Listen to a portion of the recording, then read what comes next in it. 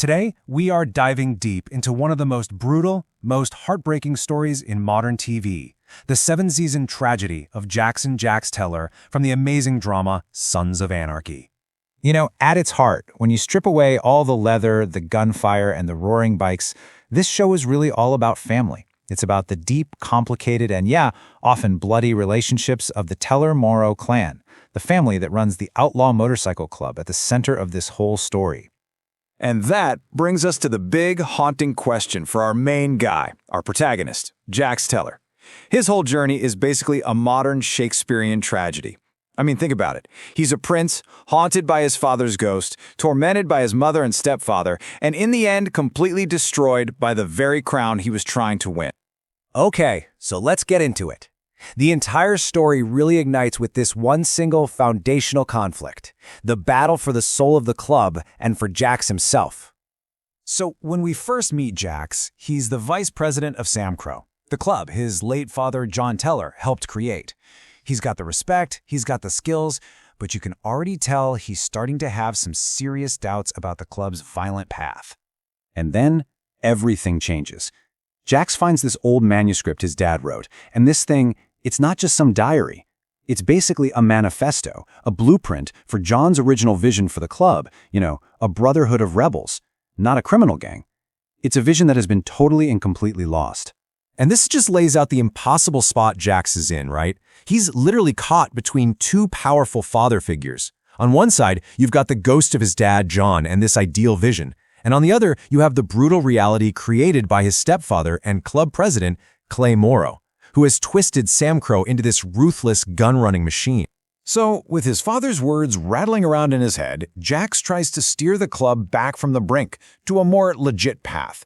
But the outlaw world he was born into? It's not going to let that happen. The pull of violence is just relentless. I mean, every single time Jax tries to make a move to go legit, he gets hit with something new and violent. He's fighting rival gangs, he's dodging the feds, and, maybe worst of all, he's dealing with betrayal from inside his own crew, especially from Clay, who just keeps dragging them deeper into the darkness, like forcing them to run cocaine for a cartel. And you can just see the relentless downward spiral here, season after season. We watch this guy's moral compass just shatter into a million pieces. It all starts with him finding a book in season 1, and it escalates until, by season 6, his wife Tara is murdered. And that's the event, that's the moment there's just no coming back from. But eventually, Jax gets the one thing he thinks will solve all his problems: absolute power. He finally does it. He wins the war against Clay. His stepfather is out. Jax takes his seat at the head of the table. He is now the president of SAMCRO.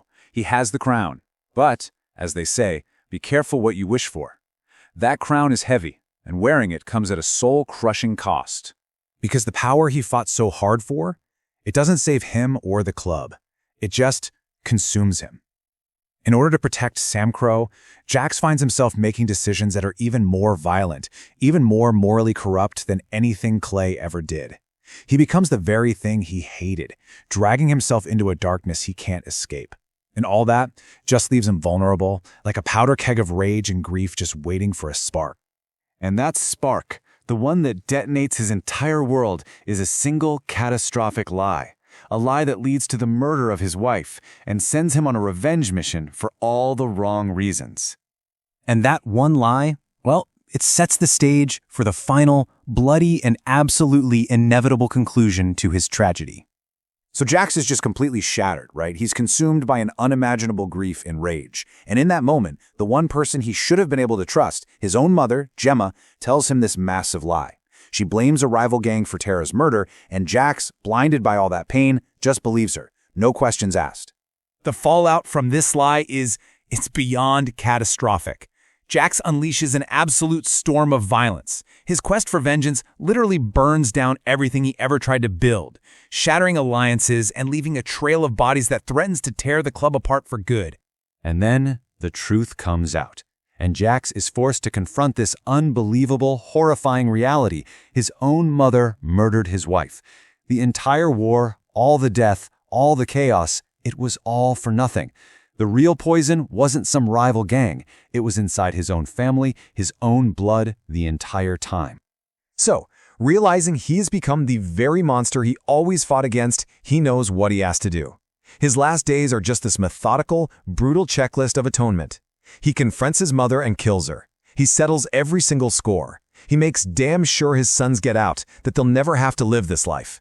And then, finally, he makes the ultimate sacrifice, ending his own life to save the club and finally break that cycle of violence his father wrote about all those years ago. So the show just leaves you with that question, doesn't it? Was he a hero or a villain? His entire journey is just this brutal, heartbreaking look at fate, at family, and at how violence just corrodes everything it touches. And it's that complexity, that beautiful, awful messiness, that cements Jax Teller's story as one of television's great, unforgettable tragedies, for sure.